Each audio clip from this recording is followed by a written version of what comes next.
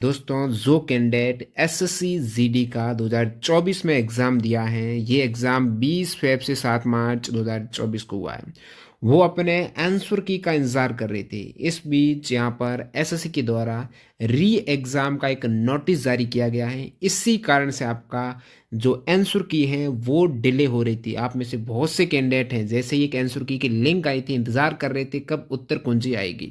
अभी और आपको कितना इंतजार करना पड़ेगा उत्तर कुंजी का, और री एग्जाम पुनः परीक्षा है वो किन की हो रही है, क्या सभी का पुनः परीक्षा होगी या फिर विशेष कुछ स्पेशल कैंडिडेट है, स्पेशल सेंटर के कैंडिडेट का री एग्जाम होगा होगा तो किन किन का होगा, ये पूरी डिटेल इस नोटिस में दी गई। आप देख सकते हो काफी बड़ा नोटिस है। तो देखते हैं अभी जो एसएससी जीडी का ये नोटिस आया है, जिसमें बताया गया है the computer based exam for constable in central armed police force, जो कि एसएसएफ राइफलमैन जीडी यानी एसएससी जीडी 2024 का जो एग्जाम कमीशन एसएससी के द्वारा 20 फेब से 7 मार्च 2024 को कंडक्ट हुआ है online exam.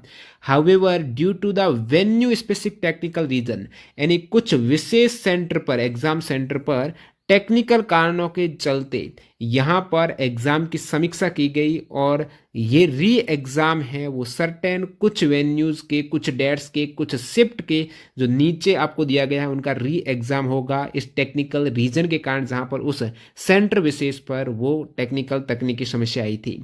The list of such venues, ऐसे जो वेन्यूज़ हैं डेट और शिफ्ट वाइज एग्ज़ाम के जहाँ पर प्रॉब्लम्स आई थी वो नीचे अटैच किए गए हैं, संलग्न किए गए हैं। और in view of the above the commission has decided to conduct re exam on 30 March 2024। तो आपको 30 मार्च को री एग्जाम होगा। इसके एक दो दिन बाद या फिर हाइएस्ट से हाइएस्ट 5 दिन लगेंगे, आपकी आंसर की आ जाएगी। यानी अप्रैल के प्रथम वीक में आपकी उत्तर कुंजी आने वाली है। 30 मार्च को इन सभी कैंडिडेट का दोबारा एग्जाम होगा, और जब तक री एग्जाम पूरा नहीं हो पाता उससे पहले तो कतई उत्तर कुंजी नहीं आएगी।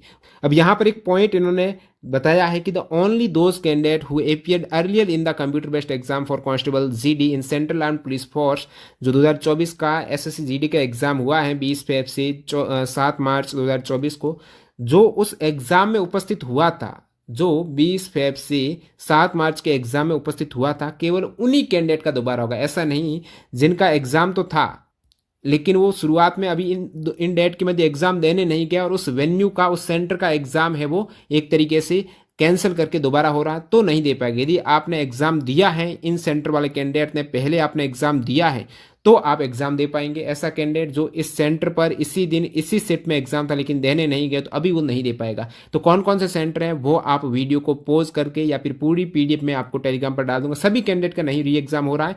सेंटर विशेष का टोटल कैंडिडेट की बात करें तो नीचे आप देखेंगे 16,185 कैंडिडेट है, वो आप देख सकते हो अलग अलग सेंटर का। जैसे कि उन्होंने बताया है, ये जो एलएन हाउस इंफॉर्मेटिक सेंटर है कानपुर में, सीआर रीजन में, 5 मार्च 2024 को सेकंड सेट में इसका जिनका भी एग्जाम हुआ था 126 कैंडिडेट का, उन सभी का दोबारा एग्जाम होगा 30 मार्च 2024 को। इसी प्रकार 7 मार्च को भी यहाँ पर प्रॉब्लम आई, और 6 मार्च की सेकंड सेट को भी यहाँ पर प्रॉब्लम आई। तो ये शिफ्ट का डिटेल भी है। साथ साथ आर्य महिला पीजी कॉलेज जो वाराणसी है उसमें 24 फेब को फर्स्ट शिफ्ट में, 20 फेब की फर्स्ट शिफ्ट में, और उसके बाद 6 मार्च को फोर्थ शिफ्ट में आर्य कॉलेज की 20 फेब को थर्ड शिफ्ट में प्रॉब्लम आई। इतने कैंडिडेट हैं। इसी प्रकार यहाँ पर आप पॉज करके देख सकते हो कौन से सेंटर में और कौन सी डेट में आपका एग्जाम था, कौन सी शिफ्ट में आपका एग्जाम था, और उन कैंडिडेट का वापस होने वाला है। तो इस प्रकार ये आप पोज कीजिएगा और आपके सामने सेंटर का नाम, शिफ्ट का नाम, डेट कौन सी है, और ये आप देख सकते हो। बाकी कमेंट सेक्शन में बताना क्या आप एसएससी जीडी के आंसर की का इंतजार कर रहे थे, तो आपकी कितना स्कोर हो रहा है, और आपका एग्जाम कब था, किस शिफ्ट में था, वो भी आप बता सकते हो।